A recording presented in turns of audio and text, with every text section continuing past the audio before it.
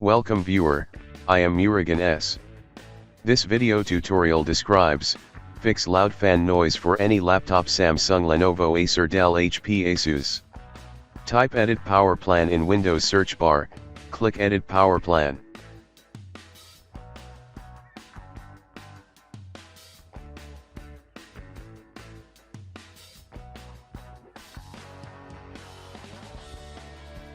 Click Change Advanced Power Settings.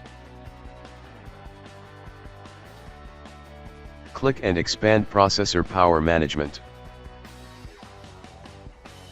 Click and expand Minimum Processor State, change to 5.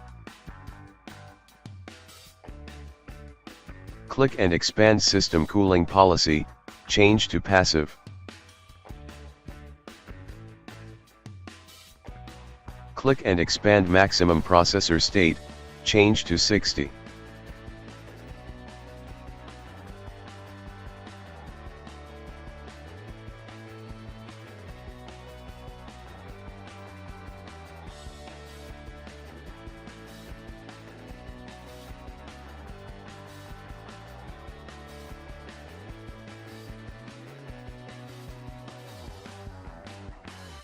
Click Apply, click OK.